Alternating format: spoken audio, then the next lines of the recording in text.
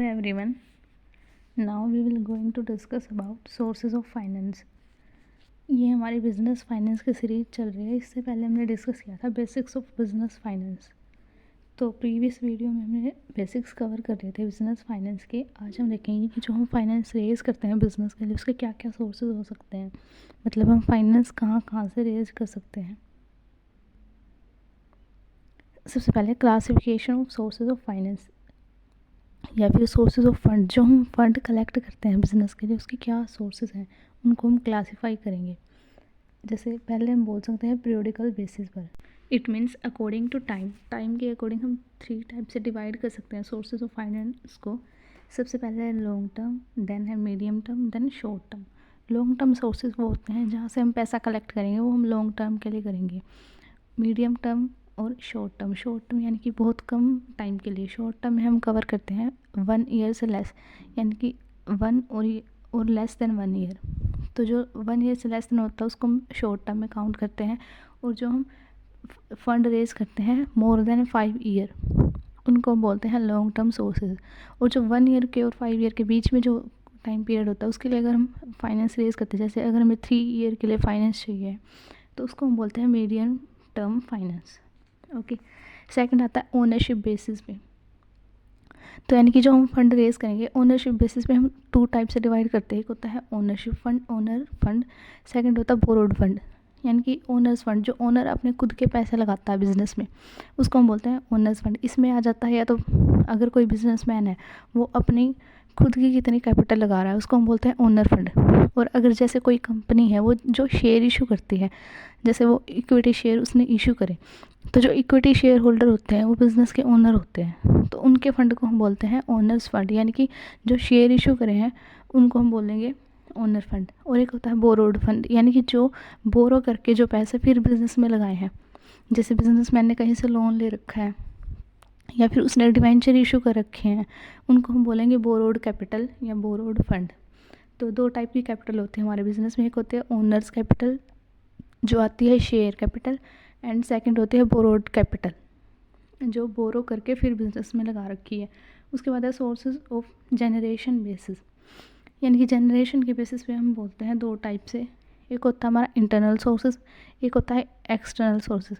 Internal sources है यानी जो बिज़नेस के हमारे अंदर हैं, बिज़नेस के अंदर हम हमारी जितनी भी पार्टीज़ हैं अगर वहाँ से कहीं से हमने फाइनेंस ले रखा तो उसको हम बोलते हैं इंटरनल सोर्सेज। और एक्सटर्नल सोर्सेज होते हैं जो हमने बाहर से कहीं से पैसा रेज कर रखा है उसको हम इंक्लूड करते हैं एक्सटर्नल सोर्स। इंटरनल में जैसे हम इंक्लूड करते हैं अगर हमारे बिज़नेस के अंदर कोई पैसा है, जैसे हमारे बिज़नेस में रिटेन्ड अर्निंग है। रिटेन्ड अर्निंग क्या होती है, जैसे बिज़नेस से प्रॉफिट अर्न करके उस प्रॉफिट में से कुछ पार्ट वो शेयर होल्डर को एज ए डिविडेंड दे देता है और कुछ पार्ट बिज़नेस में रिटेन करके रख लेते हैं। तो जो वो पार्ट रिटेन करके रखा है उसको हम बोलते हैं रिटेन्ड अर्निंग। अगर हमें फाइनेंस की रिक्वायरमेंट है और हम उस रिक्वायरमेंट को उस रिटेन्ड अर्निंग से ही फुलफिल कर लेते हैं तो उसको हम बोलते हैं इंटरनल सोर्सेज ऑफ फंड। इसमें हमारे ओनर कैपिटल भी आते हैं, यानी कि जो ओनर ने जो कैपिटल लगा रखी है उसको भी हम इसी के अंदर इंक्लूड करते हैं। या फिर हमारे बिज़नेस में कोई एसेट थी, हमने उसको सेल कर दिया और उससे जो पैसा आया वो हमने फर्दर बिजनेस में लगा दिया तो उसको हम बोलेंगे इंटरनल सोर्सेज। ओके। उसके बाद है एक्सटर्नल सोर्सेज, यानी कि जो हमने बाहर से कहीं से रेस किया, हमने कोई लोन लिया है या फिर किसी और मीडियम से यूज़ किया है लेकिन वो बिज़नेस के अंदर का नहीं है, बाहर से कहीं से किसी भी मेथड से अगर हमने यूज़ किया है तो उसको हम बोलेंगे एक्सटर्नल सोर्सेज। ओके। उसके बाद आती है हमारी शॉर्ट टर्म फाइनेंस। जैसे हमने इसमें देखा सबसे पहले जो हमने पीरियोडिक बेसिक देखा था, long term, medium term and short term. अब हम इन सारे पार्ट को डिटेल में स्टडी करेंगे। सबसे पहले है short term finance. Short term finance कौन सा होता है, जो हम लेस देन 1 ईयर के लिए जो पैसा हम रेज करते हैं मार्केट से उसको हम बोलते हैं शॉर्ट टर्म फाइनेंस। तो इसमें सबसे पहले हम ले लेते हैं working capital finance. Working capital क्या होती है, जो हम डे टू डे ऑपरेशन कर रहे हैं हमारे बिजनेस में उस डे टू डे ऑपरेशन को फुलफिल करने के लिए जो हमें पैसा चाहिए उसको हम बोलते हैं वर्किंग कैपिटल फाइनेंस।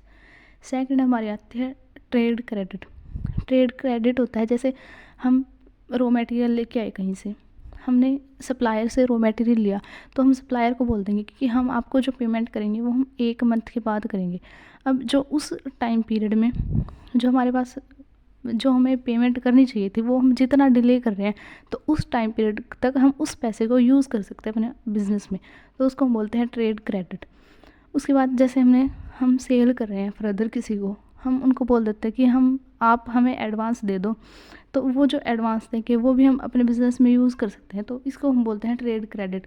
मेनली इसमें यही इंक्लूड होता है कि जो हम सप्लायर वाला पैसा होता है, यानी कि सप्लायर से हमने रॉ मटेरियल तो ले लिया, या फिर कोई प्रोड्यूस गुड्स भी अगर हमने कहीं से बाहर से ले ली, लेकिन हमने उसका पैसा अभी तक पे नहीं किया और उस पैसे को हम हमारे बिज़नेस में यूज़ करें, तो उसको हम बोलते हैं ट्रेड क्रेडिट।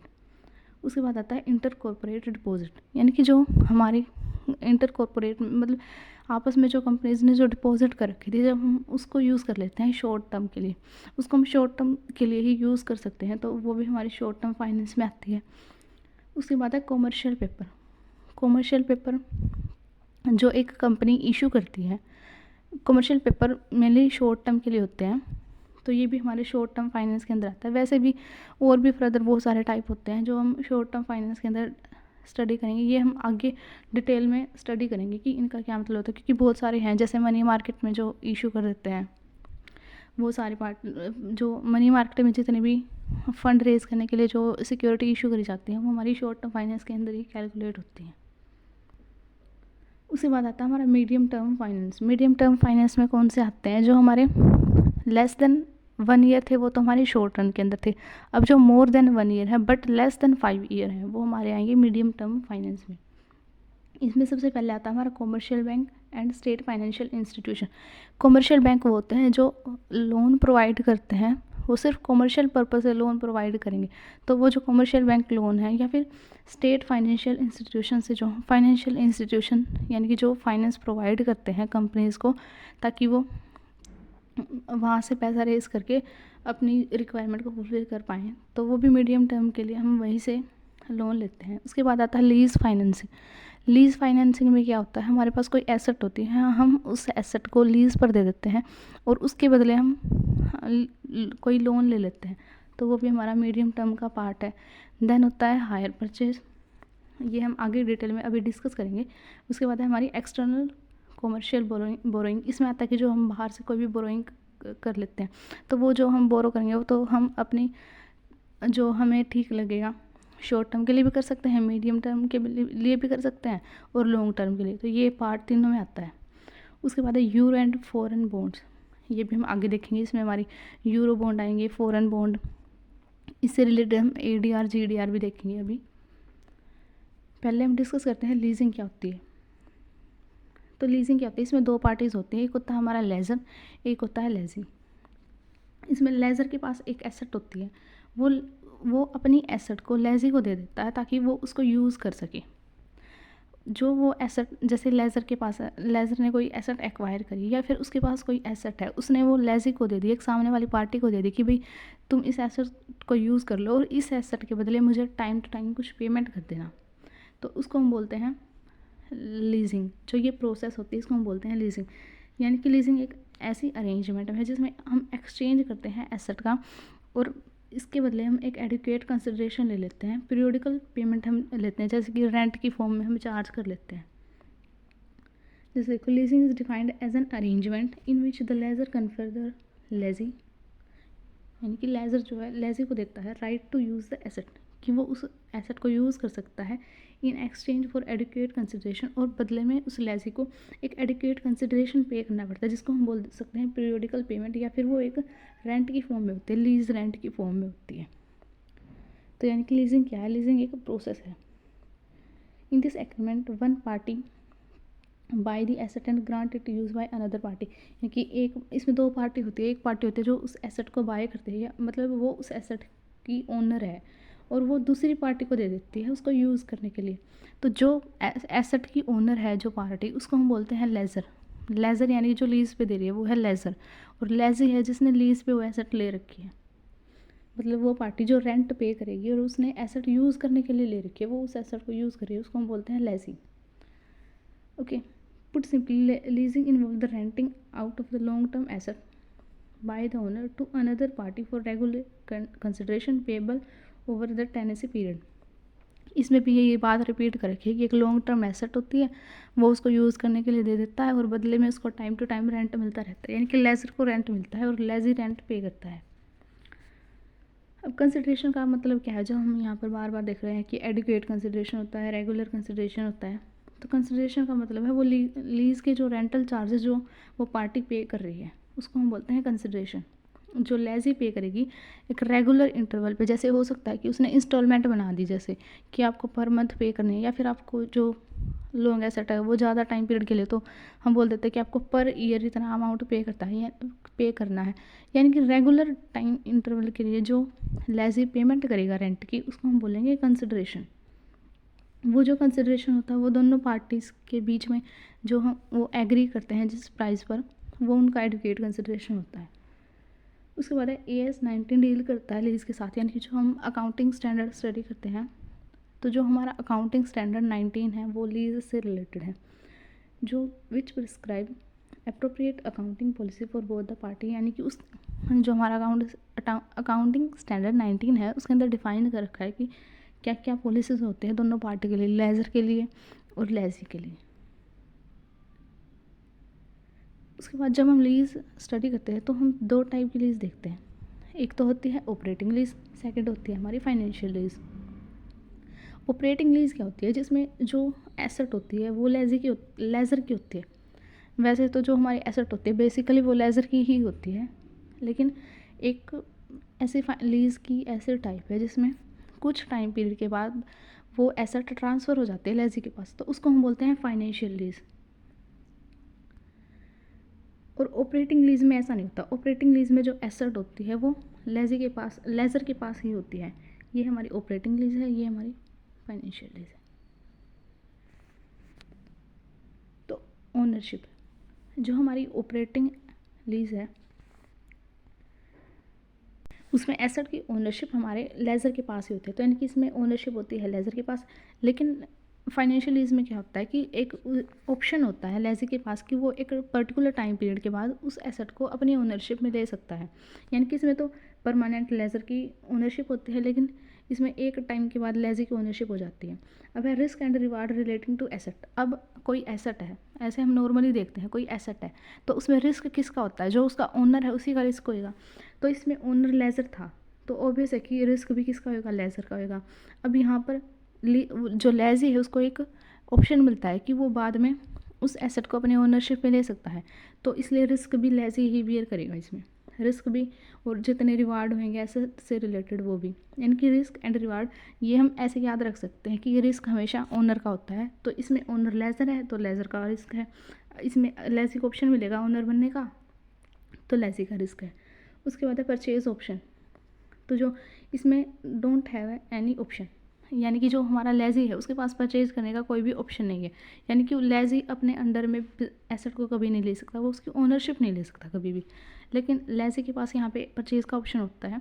हम इसमें प्रॉपर्ली फाइनेंशियल लीज में हम प्रॉपर्ली डिफाइन करते हैं, यही इसमें जो इसका मेन फीचर होता है यही होता है कि लेज़ी के पास एक ऑप्शन है कि वो उसको अपनी ओनरशिप में ले सकता है एसेट को। उसके बाद है एक्सपेंसेस बोर्न। अगर हम नॉर्मली देखें तो कोई एसेट है उसका जो ओनर होएगा वही उसके एक्सपेंसेस को बियर करेगा, तो इसलिए हम इससे रिलेट कर सकते हैं कि लेज़र ही यहाँ पे एक्सपेंसेस बियर करेगा क्योंकि वो ओनर है उस एसेट का। यहाँ पे लेज़ी के पास ओनरशिप का राइट है, मतलब ऑप्शन है, राइट भी है ऑप्शन है, तो लेज़ी इसको जो भी एक्सपेंसेस होंगे एसेट से रिलेटेड टाइम टू टाइम जितने भी एक्सपेंसेस होंगे उनको बियर करेगा लेज़ी।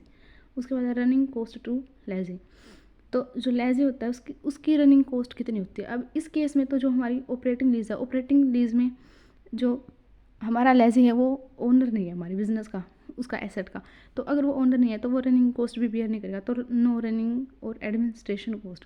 अब यहाँ पे जो हमारा लेज़ी है वो बिजनेस उसका एसेट का ओनर है, तो रनिंग कॉस्ट भी और एडमिनिस्ट्रेशन एक्सपेंसेस भी वो हाइयर होंगे। ये किसके पॉइंट ऑफ व्यू से बता रखा है, लेज़ी के पॉइंट ऑफ व्यू से, यानी कि लेज़ी के लिए हाइयर होंगे रनिंग कॉस्ट और एडमिनिस्ट्रेशन एक्सपेंसेस। ओके, उसके बाद tax benefit to lessee. Tax benefit किसको मिलता है, एसेट का जो ओनर होता है उसी को मिलता है। तो यहाँ पे ओनर कौन है, यहाँ पे ओनर है लेज़र।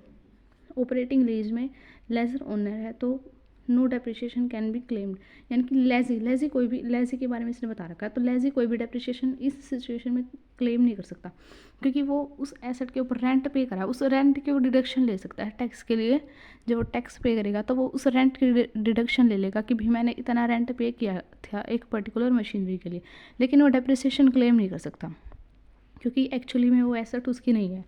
अब यहाँ पे interest and depreciation both can be claim, यहाँ पे वो डेप्रिसिएशन भी क्लेम कर सकता है। और इंटरेस्ट, जैसे अगर उसने एसेट को लेने के लिए कोई लोन लिया, उस पर उसको कोई इंटरेस्ट पे करना पड़ रहा है, तो वो इंटरेस्ट भी चार्ज कर सकता है और वो डेप्रिसिएशन भी चार्ज कर सकता है, क्योंकि वो अब बिजनेस उसका एसेट का ओनर बन गया है, तो उसके पास ये राइट है कि वो डेप्रिसिएशन को डिडक्ट कर सकता है अपनी इनकम में से जब वो टैक्स कैलकुलेट करेगा। ओके, तो यही डिफरेंस था ऑपरेटिंग लीज में और फाइनेंशियल लीज में। मेनली यही है कि ऑपरेटिंग लीज में तो जो ओनर है लास्ट तक वो लेजर ही रहता है, लेकिन फाइनेंशियल लीज में एक टाइम पीरियड के बाद जो लेजी होता है वो उसकी ओनरशिप ले सकता है। तो इसी ओनरशिप के पॉइंट के बेसिस पे ही हम डिफाइन कर सकते हैं, इनके डिफरेंसेस को हम डिटरमाइन कर सकते हैं। ओके, उसके बाद आता है हायर परचेज। हायर परचेज क्या होता है, ये भी एक ट्रांजैक्शन होती है। जैसे लीजिंग में क्या होता है, वो एक एसेट के बेस पे थी, लेकिन हायर परचेसिंग होती है गुड्स होती हैं। हम हायर परचेज में मेनली गुड्स को लेके चलते हैं। जैसे दो पार्टी हैं इसमें, उसमें भी दो पार्टी थी, लेजर और लेजी। लीजिंग में, हायर परचेसिंग में भी हमारी दो पार्टी होती हैं। अब एक पार्टी जो जिसकी वो गुड्स हैं, वो अनदर पार्टी को गुड्स सेल कर देती है, लेकिन उनके बीच में जो, जैसे एक बायर है एक सेलर है, सेलर ने गुड्स सेल कर दी बायर को, उनके बीच में एक एग्रीमेंट होएगा कि जो बायर पेमेंट करेगा वो अभी इमीडिएट पेमेंट नहीं करेगा, वो उसकी पेमेंट करेगा इंस्टॉलमेंट में। जैसे 10,000 की गुड्स थी, सेलर ने बायर को दे दी, अब वो बोलता है कि भाई ये 10,000 मैं आपको इमीडिएट पेमेंट नहीं करूँगा, आप इनकी इंस्टॉलमेंट बना दो। तो जो उसके ऊपर इंटरेस्ट लगेगा 10,000 पे जितना भी इंटरेस्ट बनेगा, सपोज करते हैं 2,000 इंटरेस्ट बना है तो हो गया 12,000। वो बोलता है कि आपको पर मंथ देने पड़ेंगे, आप 2,000 दे देना पर मंथ। तो यानी कि वो इंस्टॉलमेंट में पे करेगा, वो एक साथ सारी अमाउंट पे नहीं कर रहा, तो उसको हम बोलते हैं हायर परचेज। ओके, अब लीज में और हायर परचेज में डिफरेंस क्या होता है। लीज में हम देख रहे थे कि जो ओनर होता था एसेट का वो कौन होता था, लेजर ही होता था। वो तो एक फाइनेंशियल लीज भी था टाइप, लेकिन उसमें लास्ट में जाके लेजी को ये ऑप्शन मिल जाता था कि वो उस एसेट को अपनी ओनरशिप में ले सकता, लेकिन स्टार्टिंग में ओनरशिप लेजर की ही होती थी, है ना। वो भी जब लास्ट में वो सारी जो रेंट पे करेगा उसके बाद उसको एक ऑप्शन मिलता था लेजी को, वो भी सिर्फ फाइनेंशियल लीज में मिलता था ओनरशिप का। लेकिन हायर परचेज में जो ओनर होता है वो जो purchase ownership with hire purchase finance, यानी कि जो उसको परचेज करा है, जैसे एक सेलर है एक बायर है, तो वो बायर जब उसको परचेज करेगा तो वो परचेज करते ही उसका ओनर बन जाता है, अब भले ही चाहे वो इंस्टॉलमेंट बाद में पे कर रहा है। ठीक है, अब जो ये ओनरशिप है, ओनरशिप के बेस पे ही हम लीज के और हायर परचेज के डिफरेंस भी बता सकते हैं, इनमें क्या क्या डिफरेंस होते हैं। तो ओनरशिप विद लेजर, इसमें तो लेजर की ओनरशिप थी। Ownership with hire purchase financial, यानी कि जो हायर परचेज का जो फाइनेंशियल है उसकी ओनरशिप होती है इसमें। अब हमारा हायर परचेज फाइनेंशियल कौन होता है, जो उस एसेट का सेलर था, यानी कि ओनरशिप इसमें सेलर की होती है। लेकिन जैसे बायर है उसको 6 मंथ तक सपोज करते हैं उसको इंस्टॉलमेंट पे करनी थी, तो जो उसकी लास्ट इंस्टॉलमेंट है, जब वो लास्ट इंस्टॉलमेंट को पे कर देता है तो उसके बाद वो उसका ओनर बन जाता है। इसमें जो दो पार्टी होते हैं सेलर और बायर, तो उसका ओनर कौन है, गुड्स का ओनर कौन है, सेलर है। जब इंस्टॉलमेंट सारी पे कर देगा बायर तो वो बायर उसका ओनर बन जाएगा। और लीज में हमारी जो दो पार्टी थी उसको हम बोलते थे, एक को हम बोलते थे लेजर, सेकंड पार्टी को बोलते थे लेजी। यहाँ पे भी ऐसे ही दो पार्टी हैं सेलर और बायर, तो हम इसको बोल सकते हैं, सेलर को तो हम बोल सकते हैं जो ओनर है, और बायर को यहाँ पर हम हायरर भी बोल सकते हैं। जैसे यहाँ पे ये डिनोट कर रखा है हायरर, तो हायरर का मतलब होता है बायर, जो उसको बाय कर रहा है। तो इसमें तो ओनरशिप किसकी थी, लेजर की थी। यहाँ पे ओनरशिप किसकी है, पहले सेलर की होती है, लेकिन जब सारी इंस्टॉलमेंट पे कर देता है तो वो बायर की हो जाती है ओनरशिप। उसके बाद lazy depreciation in accounting book, यहाँ पे क्या है, lazy depreciation in accounting books. जो अकाउंटिंग बुक्स बनाते हैं तो लेजी डेप्रिसिएशन चार्ज कर सकता है, क्योंकि जो उसने एसेट हायर कर रखी है वो उस एसेट की वैल्यू कम हो रही है टाइम टू टाइम, तो वहाँ पे वो डेप्रिसिएशन चार्ज कर सकता है, मतलब अकाउंटिंग बुक्स में वो डेप्रिसिएशन शो करेगा। यहाँ पे जो हायरर है डेप्रिसिएशन इन अकाउंटिंग बुक्स। जो हायरर है यहाँ पे हायरर करेगा। हायरर कौन था? बायर। जिस बायर ने गुड्स परचेज करी हैं तो वो वही उनकी गुड्स की, क्योंकि वो गुड्स अभी उसके पोजेशन में है तो डेप्रिसिएशन वही चार्ज करता है जिसके पोजेशन में होती है। यहाँ पे लेजी के पोजेशन में थी गुड्स, जो एसेट थी, यहाँ पे हायरर के पोजेशन में है, तो जिसके पोजेशन में है वो डेप्रिसिएशन चार्ज करेगा, अपनी अकाउंटिंग बुक्स में वो डेप्रिसिएशन को रिकॉर्ड करेगा। उसके बाद है lessor, depreciation claim for income tax. अब दो कंसेप्ट हैं डेप्रिसिएशन के भी, एक होता है कि जब वो अकाउंटिंग बुक्स में शो कर रहा है, सेकंड है कि टैक्स के पर्पज से। अब जिसके पास पोजेशन होता है वो अपनी अकाउंटिंग बुक्स में डेप्रिसिएशन को शो कर सकता है, लेकिन अगर टैक्स के पर्पज से हमें डेप्रिसिएशन हम डिडक्ट करना चाहते हैं तो उसके लिए हमारे पास ओनरशिप होनी चाहिए उस पर्टिकुलर एसेट की या गुड्स की। तो ओनरशिप लेजर के पास है, तो इनकम टैक्स के पर्पज से तो लेजर डिडक्ट करेगा डेप्रिसिएशन को, और अकाउंटिंग पर्पज से लेजी डिडक्ट करेगा। ऐसे ही सेम इसमें है, हायरर वो अपने अकाउंटिंग बुक्स में डेप्रिसिएशन को शो कर सकता है क्योंकि उसके पास सिर्फ पोजेशन है गुड्स का, ओनरशिप नहीं है। ओनरशिप है hirer depreciation claim for income tax नहीं, इसमें जो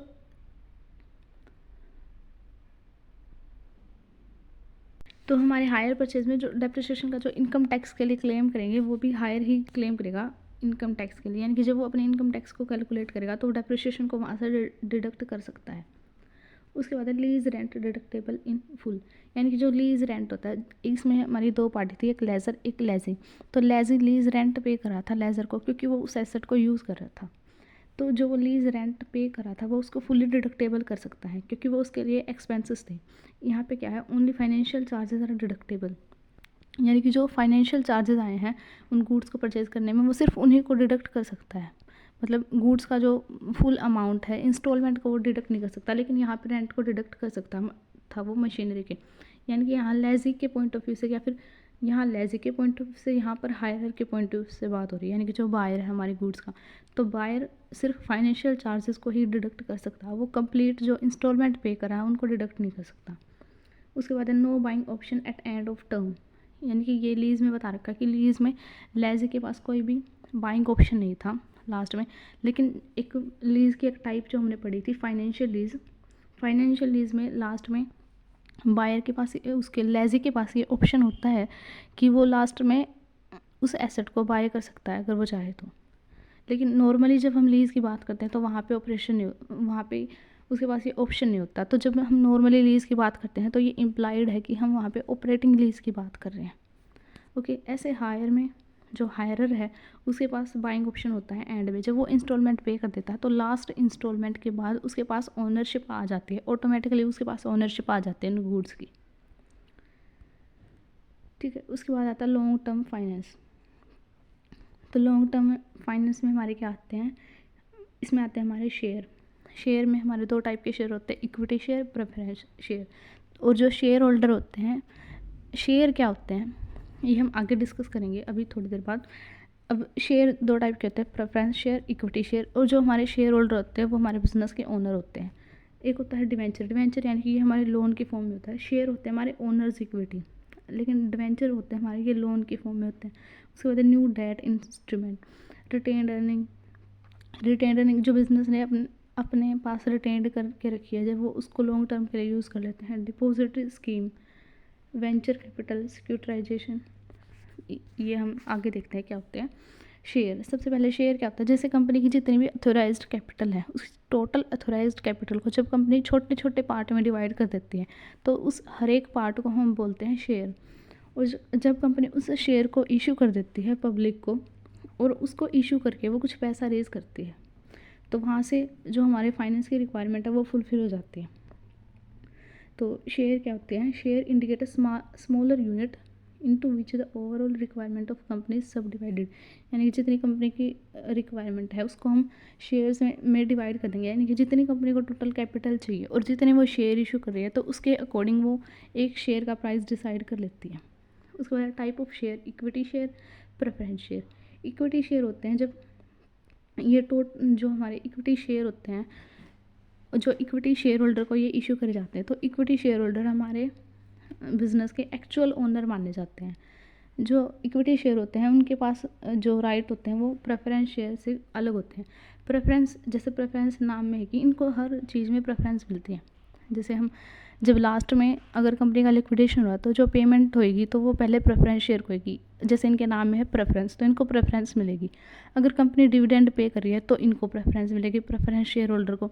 इक्विटी शेयर होल्डर को लास्ट में पेमेंट करी जाती है, क्योंकि ये बिजनेस के ओनर है। जब सारी पार्टीज़ को पेमेंट हो जाएगी देन लास्ट में हम पे करेंगे प्रेफरेंस शेयर होल्डर को, और उसके भी बाद में हम पेमेंट करेंगे इक्विटी शेयर होल्डर को। यानी कि सबसे लास्ट में पेमेंट होती है इक्विटी शेयर होल्डर को। अगर कुछ बच जाता है तो इक्विटी शेयर होल्डर को पेमेंट मिल जाती है, और अगर कुछ नहीं बचा है तो इक्विटी शेयर, ऐसा भी हो सकता है कि भाई इक्विटी शेयर होल्डर को कुछ पेमेंट ना भी मिले, क्योंकि वो ओनर है उस बिज़नेस के। तो ओनरशिप वाले सारे राइट हमारे इक्विटी शेयर होल्डर के पास होते हैं।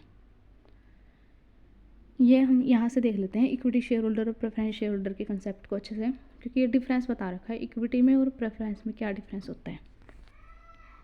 Nominal value is lower. इनकी जो इक्विटी शेयर होते हैं उनकी नॉमिनल वैल्यू लो होती है, इनकी नॉमिनल वैल्यू हाई होती है।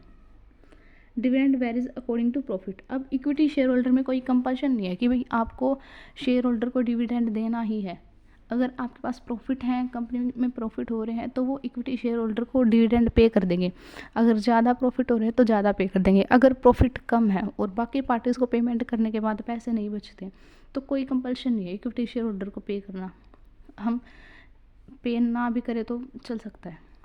लेकिन प्रेफरेंस शेयर होल्डर में रेट ऑफ डिविडेंड फिक्स होता है। जैसे प्रेफरेंस में अगर फिक्स कर दिया भाई 5% रेट चल रहा है या 10% रेट चल रहा है, तो वो रेट देना ज़रूरी है। अगर बिजनेस में लॉस भी हो रहा है तो भी प्रेफरेंस को पेमेंट करनी पड़ेगी हमें। No right for arrear of dividend, यानी कि ऐसा कोई भी राइट नो। जैसे हमारे बिज़नेस में सपोज करते हैं कि इस साल हमारे बिज़नेस में लॉस हो गया, तो नेक्स्ट ईयर ये कोई कंपल्शन नहीं है कि भाई आपको नेक्स्ट ईयर प्रॉफिट हो गया, सपोज करते हैं, तो ये कोई कंपल्शन नहीं है कि पहले हमारे बिज़नेस में लॉस था तो हमने इक्विटी को पेमेंट नहीं करी थी, तो इस साल हम पिछले साल की पेमेंट भी करें। तो no right of for arrear, जो उसके एरियर रह गए थे डिविडेंड के, उनके पास इक्विटी शेयर होल्डर के पास कोई राइट नहीं है कि अपने वो एरियर को वो क्लेम कर सकते हैं। वो सिर्फ जितना प्रॉफिट उनको इस साल मिल सकता है वो उतना ही मिलेगा। यानी कि पीछे वाला अगर कोई एरियर है तो उनके पास कोई भी राइट नहीं है कि वो उनको भी मांगे। उसके बाद cumulative preference share get arrear. Preference share में हम दो टाइप पढ़ते हैं, एक होता है कम्युलेटिव, एक होता है नॉन कम्युलेटिव। वैसे तो इसमें बहुत से टाइप हैं, लेकिन ये दोनों अपोजिट है एक दूसरे, कम्युलेटिव और नॉन कम्युलेटिव। कम्युलेटिव में क्या होता है कि अगर आपको इस साल डिविडेंड नहीं मिला तो नेक्स्ट ईयर जब कंपनी के पास को प्रॉफिट होंगे तो आपका डिविडेंड कम्युलेट हो जाएगा, यानी कि उसके अंदर वो इकट्ठा हो जाएगा और वो सारा डिविडेंड आपको मिल जाएगा। मतलब पिछले साल का भी मिल जाएगा और इस साल का भी मिल जाएगा। लेकिन नॉन कम्युलेटिव में होता है कि अगर किसी साल लॉस हो गया था और आपको प्रेफरेंस डिविडेंड नहीं मिला, तो इस साल अगर प्रॉफिट है तो आपको वो पीछे वाला डिविडेंड नहीं मिलेगा। तो ये डिपेंड करता है कि आपके कौन से टाइप के प्रेफरेंस शेयर हैं। कम्युलेटिव हैं तो एरियर के ऊपर राइट है, लेकिन अगर नॉन कम्युलेटिव है तो एरियर्स के ऊपर आपका कोई राइट नहीं है। उसके बाद नो इक्विटी शेयर में no priority in dividend and repayment of capital. और प्रेफरेंस शेयर में प्रायोरिटी होती है, यानी कि डिविडेंड में भी प्रायोरिटी किसको मिलेगी, प्रेफरेंस को मिलेगी। इनको प्रेफरेंस मिलेगी, डिविडेंड मिलेगा जब भी, और जब कंपनी का लिक्विडेशन होगा एट द एंड, जब कैपिटल डिस्ट्रीब्यूट होएगी तो भी प्रेफरेंस शेयर होल्डर को प्रेफरेंस मिलेगी। उसके बाद अगर कुछ बचता है तो इक्विटी शेयर होल्डर को मिलेगा। नेक्स्ट है कैन नॉट बी रिडीम्ड। जो इक्विटी शेयर होते हैं वो कंपनी की लाइफ टाइम तक होते हैं। अगर कंपनी लिक्विडेट हो रही है तो ही उनको कुछ मिलेगा, उससे पहले जो इक्विटी शेयर होल्डर है वो अपनी कैपिटल को रिडीम नहीं कर सकते। लेकिन प्रेफरेंस कैपिटल रिडीम्ड हो सकती है, प्रेफरेंस कैपिटल को रिडीम कर सकते हैं। इक्विटी शेयर होल्डर, अब अगर हम रिस्क देखें तो इक्विटी शेयर होल्डर के में ज़्यादा रिस्क होता है और प्रेफरेंस शेयर होल्डर में रिस्क कम होता है। प्रेफरेंस शेयर होल्डर को ऐसा क्यों होता है, क्योंकि प्रेफरेंस शेयर होल्डर के लिए एक परसेंटेज फिक्स कर रखी है कि इतना परसेंट तो आपको मिलेगा, चाहे कंपनी में लॉस हो प्रॉफिट हो कुछ भी चल रहा है, आपको इतना परसेंट मिलेगा डिविडेंड। और लास्ट में भी उनको प्रेफरेंस मिलेगी तो उनको कैपिटल मिल जाएगी। लेकिन इक्विटी शेयर होल्डर को रिस्क है, अगर बिजनेस में लॉस चल रहा है तो उनको प्रॉफिट में पार्ट नहीं मिलेगा, और अगर प्रॉफिट हैं तो उनको पार्ट मिल सकता है। लेकिन वो ऐसा नहीं है कि भाई उनको एक फिक्स पार्ट मिलेगा, तो अगर प्रॉफिट हो रहे हैं तो उनको मिल जाएगा, लेकिन अगर लॉस रहे हैं तो उनको कोई भी प्रॉफिट नहीं मिलेगा। और हो सकता है कि जब कंपनी लिक्विडेट हो तो उनको कुछ कैपिटल जो उन्होंने कैपिटल लगा रखे है वो भी उनको वापस ना मिले, तो इक्विटी शेयर होल्डर का रिस्क ज़्यादा होता है। उसके बाद है वाइडर वोटिंग राइट। अब ये बेनिफिट है इक्विटी शेयर होल्डर के पास कि equity share holder voting right they सकते हैं। जैसे कंपनी में कोई भी मीटिंग होती है, कोई भी डिसीजन लिया जाता है, तो इक्विटी शेयर होल्डर के पास ये राइट है कि वो अपना वोट दे सकते हैं। लेकिन प्रेफरेंस शेयर होल्डर के पास कोई भी राइट नहीं होता, होता भी है तो बहुत लिमिटेड होता है। उसके बाद है कंट्रोल ओवर मैनेजमेंट। अब अगर उनके पास वोटिंग राइट है, वो बिजनेस कंपनी के हर डिसीजन में पार्ट ले सकते हैं, तो उनका मैनेजमेंट के ऊपर भी कंट्रोल है, क्योंकि वो जो डिसीजन लेंगे उसी के अकॉर्डिंग मैनेजमेंट काम करेगा।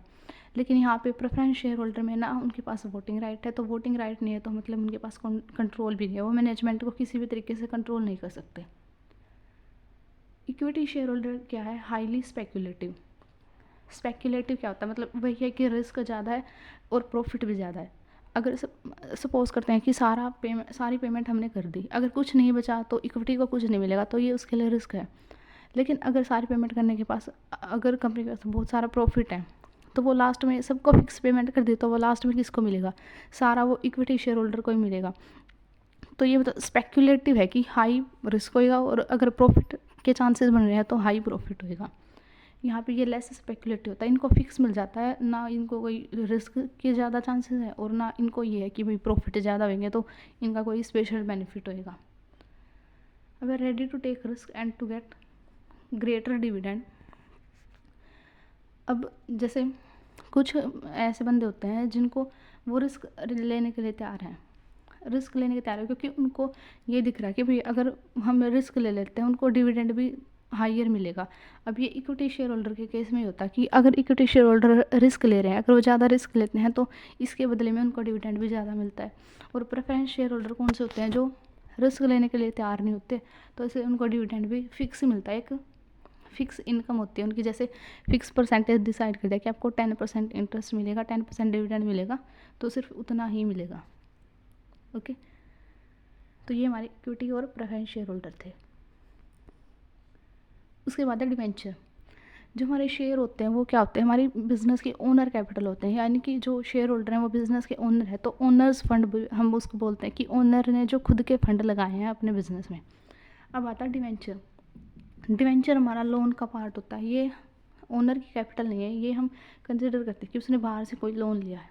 It means a document containing acknowledgement of indebtedness issued by a company and giving an undertaking to repay the debt at a specific date। यानी कि एक डेट का पार्ट है, एक लोन का पार्ट है कि जो कंपनी ने एक एग्रीमेंट के अंदर एक ऐसा डॉक्यूमेंट है जो कंपनी इशू करती है। जैसे कंपनी ने डिवेंचर इशू कर दिए, तो बाहर की जो पार्टी हैं जैसे पब्लिक में से उनको वो इशू, जैसे कंपनी इशू करेगी डिवेंचर, तो कुछ बंदे ऐसे होंगे जो उसके डिवेंचर को परचेज कर लेंगे। और कंपनी के ऊपर ये बाउंडेशन होती है कि एक स्पेसिफिक टाइम पीरियड के बाद, जैसे डिवेंचर इशू करे उसने, सपोज करते हैं 10 साल के लिए उसने पे डिवेंचर इशू करे, तो एक स्पेसिफिक डेट पे जो कंपनी मेंशन करती है उस डेट पे उसको पेमेंट करनी पड़ेगी अपने डिवेंचर होल्डर को, चाहे वो कहीं से भी करे, चाहे वो लॉस में चल रही है फिर भी उसको पेमेंट करनी पड़ेगी। और टाइम टू टाइम जो डिवेंचर पे जो इंटरेस्ट डिसाइड किया है, जैसे डिवेंचर जब हम शो करते हैं अपनी बुक्स ऑफ अकाउंट में तो उनके आगे ही लगा होता है, जैसे 10% डिवेंचर, तो मतलब जितना उसका रेट डिसाइड हुआ है, जैसे 10% इंटरेस्ट डिसाइड हुआ है, तो वो इंटरेस्ट उसको पे करना पड़ेगा। तो ये चार्ज ऑन प्रॉफिट होता है, यानी कि ये हमारे प्रॉफिट के ऊपर चार्ज है, प्रॉफिट हो या ना हो उसको अपना जो ये इंटरेस्ट है डिवेंचर के ऊपर ये तो पे करना ही पड़ेगा। लेकिन शेयर के केस में ऐसा नहीं होता, शेयर के केस में अगर प्रॉफिट है तो पे कर दो, अगर लॉस है तो कोई कंपल्शन नहीं है। ओके, उसके बाद शेयर और डिवेंचर में क्या डिफरेंस है? तो शेयर तो वही है कि शेयर ओनर का फंड है, तो मतलब ये शेयर कैपिटल का एक पार्ट होता है, मतलब शेयर जो है कंपनी की जितनी कैपिटल है कैपिटल का ही पार्ट होता है। लेकिन डिवेंचर लोन की फॉर्म में होते हैं, ये मतलब कंपनी की कैपिटल का पार्ट नहीं है, ये कंपनी की लोन होते हैं और ये बैलेंस शीट में लायबिलिटी साइड में शो होते हैं। उसके बाद शेयर होल्डर क्या होते हैं? मेंबर होते हैं या फिर हम ओनर बोलते हैं कंपनी के, क्योंकि शेयर होल्डर ही कंपनी के ओनर होते हैं। डिवेंचर होल्डर जो डिवेंचर है ये एक लोन की फॉर्म में है, तो डिवेंचर होल्डर क्रेडिटर होते हैं। उसके बाद when recommended by board dividend could be declare to share holder. जब अगर बोर्ड जो हमारा बोर्ड है वो रिकमेंड करता है भाई शेयर होल्डर को डिविडेंड देना चाहिए तो ही उनको डिविडेंड मिलेगा। लेकिन डिवेंचर में ऐसा कुछ नहीं है। डिवेंचर में पहले ही जो इंटरेस्ट डिसाइड कर दिया कि भाई आपको 12% इंटरेस्ट मिलेगा तो वो आपको देना ही पड़ेगा। अब ये नहीं है कि बोर्ड ने कोई डिसीजन ले दिया या कुछ और हो गया, मतलब कुछ भी हो जाए बिजनेस में, लेकिन उनको डिवेंचर को जो पेमेंट करनी है वो तो करनी ही पड़ेगी। तो फिक्स अमाउंट ऑफ इंटरेस्ट है डिवेंचर का, पेड बिफोर डिविडेंड डिक्लेरेशन, यानी कि डिविडेंड डिक्लेयर करने से पहले सबसे पहला राइट ही डिवेंचर होल्डर का होता है, क्योंकि ये एक लोन का टाइप है और लोन के ऊपर इंटरेस्ट पे करना पड़ेगा सबसे पहले। उसके बाद है shares do not carry any charge. इसका क्या मतलब है, एक होता है प्रॉफिट ऑन चार्ज, एक होता है प्रॉफिट एप्रोप्रिएशन। जैसे जो हमारे डिवेंचर है वो है प्रॉफिट ऑन चार्ज, यानी कि चाहे प्रॉफिट हो चाहे लॉस हो उनका एक चार्ज बनता है, वो हमें पे करना ही पड़ेगा, इंटरेस्ट देना ही पड़ेगा। लेकिन ये चार्ज ऑफ प्रॉफिट नहीं है, यानी कि अगर प्रॉफिट है तो दे देंगे, लॉस है तो कोई ज़रूरी नहीं है देना, तो इनके ऊपर कोई भी चार्ज नहीं। लेकिन debenture generally have a charge on asset of the company. अच्छा, इसमें ये भी बता रखा कि जैसे अगर हम कंपनी का लिक्विडेशन कर रहे हैं तो जो हमारे इक्विटी शेयर होल्डर हैं उनको लास्ट में पेमेंट मिलेगी, लेकिन डिवेंचर होल्डर को सबसे पहले पेमेंट मिलती है। तो अगर हमारी कंपनी इंटरेस्ट नहीं दे पा रही या फिर लास्ट टाइम पे डिवेंचर की पेमेंट नहीं कर पा रही तो डिवेंचर होल्डर के पास ये राइट होता है कि वो कंपनी की एसेट्स में से क्लेम ले सकते हैं। वो ये बोल सकते हैं कि भाई आप हमें इंटरेस्ट नहीं पे कर रहे तो आप अपने एसेट को बेच दो, लेकिन हमें इंटरेस्ट दो। तो यानी कि वो एसेट्स के ऊपर उनका राइट है कि वो एसेट को भी बेच के अपना इंटरेस्ट क्लेम कर सकते हैं, लेकिन शेयर होल्डर के पास ऐसा कोई राइट नहीं होता। उसके बाद share have restriction issue at a discount, यानी कि शेयर्स को हम कभी भी डिस्काउंट पे इशू नहीं कर सकते। पहले हम कर सकते थे लेकिन बाद में ये रूल चेंज कर दिया कंपनीज लॉ में कि शेयर को आप प्रीमियम पे इशू कर सकते हो, एट पार इशू कर सकते हो, लेकिन कभी भी डिस्काउंट पर इशू नहीं कर सकते। और डिवेंचर को आप कर सकते हो, ऐसी कोई रेस्ट्रिक्शन नहीं लगाई अब तक तो कि डिवेंचर को आप डिस्काउंट पे इशू ना कर सको, तो कोई रेस्ट्रिक्शन नहीं है, तो आप डिवेंचर को डिस्काउंट पे इशू कर सकते हो।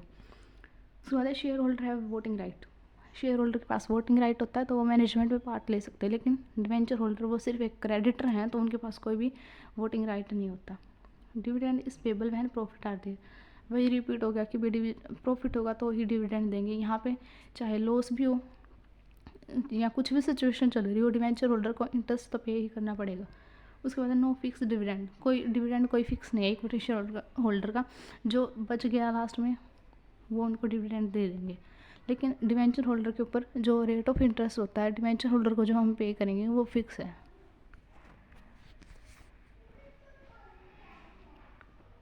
देन आती है हमारी रिटेन्ड अर्निंग। रिटेन्ड अर्निंग क्या होती है, जैसे कंपनी ने जितना प्रॉफिट अर्न किया, प्रॉफिट का कुछ पार्ट उसने डिस्ट्रीब्यूट कर दिया, डिवेंचर होल्डर को पे कर दिया। जैसे मतलब जो पहले जो पे करना था वो पे कर दिया, डिवेंचर होल्डर को पे कर दिया, जितने जो जहाँ से लोन ले रखा था उनकी पेमेंट कर दी। अब जो लास्ट में जो प्रॉफिट बच गया उसके वो दो पार्ट करेगी, जो शेयर होल्डर के लिए बचा है। अब कुछ तो शेयर होल्डर को डिविडेंड के पार्ट पे डिस्ट्रीब्यूट कर देती है और कुछ पार्ट कंपनी अपने पास रख लेती है ताकि इन फ्यूचर या इमरजेंसी में कभी कोई रिक्वायरमेंट हो तो वो वहीं से उसको फुलफिल कर ले। तो उसको हम बोलते हैं रिटेन्ड अर्निंग, यानी कि अर्निंग का कुछ पार्ट उसने रिटेन करके रख लिया अपने पास, तो जब लॉन्ग टर्म में जब उसकी रिक्वायरमेंट होगी तो कंपनी उसको यूज़ कर लेगी। तो रिटेन्ड अर्निंग क्या, रिटेन्ड अर्निंग मीन्स द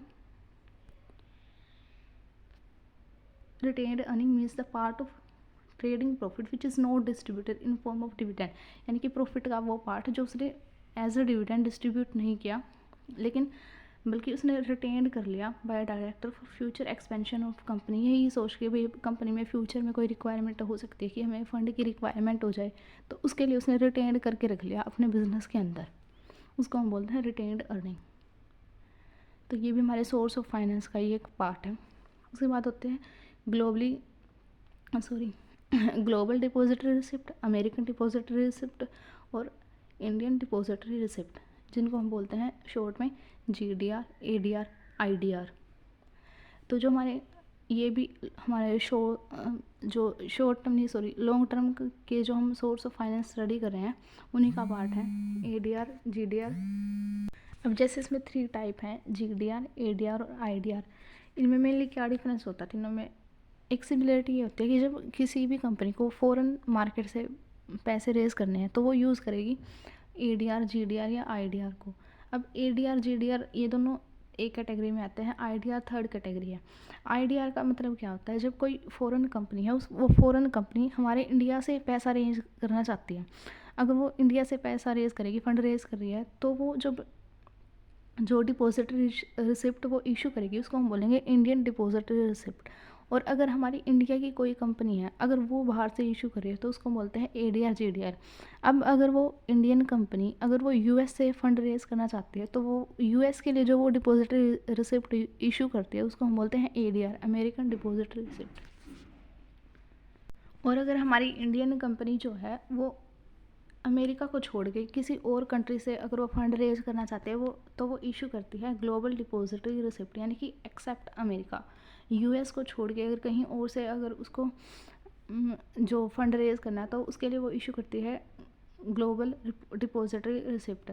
अब इसमें क्या होता है, मतलब जो तीनों में कॉमन चीज़ होती है, क्या करती है, एक जैसे हमारी इंडियन कंपनी है, अगर उसको इशू करने हैं कहीं बाहर से तो वो क्या करेगी, अपने किसी बैंक के पास, जैसे जो फ़ॉरेन वाले हैं, सपोज़ करते हैं हम ADR का एग्जांपल ले लेते हैं, जैसे US वाले हैं, US वालों को अगर पैसा इन्वेस्ट करना है तो वो डिपॉजिटरी रिसिप्ट में इशू करेंगे। तो हमारी इंडियन कंपनी वो एक फ़ॉरेन बैंक के पास होते हैं, हमारी कंपनी के जो डिपॉजिटरी रिसिप्ट होते हैं। तो जैसे US में कोई बैंक है, उसके पास वो डिपॉजिटरी रिसिप्ट है, तो जो US वाले इन्वेस्ट करेंगे तो वो डायरेक्ट हमारी कंपनी में इन्वेस्ट नहीं करेंगे, वो उनके बैंक से वो डिपॉजिटरी रिसिप्ट ले लेंगे और उस बैंक के थ्रू हमारे बैंक के पास और फिर हमारी कंपनी के पास पैसा आ जाएगा। मतलब ये डायरेक्टली ये नहीं है कि भाई हमारी कंपनी फ़ॉरेन के इन्वेस्टर के पास जाएगी कि आप हमारी कंपनी में पैसा लगाओ, बल्कि वो एक बैंक के थ्रू होते हैं, डिपॉजिटरी बैंक के थ्रू। ये हम ADR GDR नेक्स्ट वीडियो में देखेंगे बिल्कुल डिटेल में क्या होते हैं। तो अब के लिए आप इतना समझ लीजिए, मतलब ADR GDR होते हैं जब फ़ॉरेन की कोई कंपनी इंडिया से पैसा रेज करना चाहती है, और जब हमारी इंडियन कंपनी फ़ॉरेन से पैसा रेज करना चाहती है। और IDR होते हैं जब कोई फ़ॉरेन की कंपनी है वो हमारे इंडियन मार्केट से पैसा रेज करना चाहती है। उसके बाद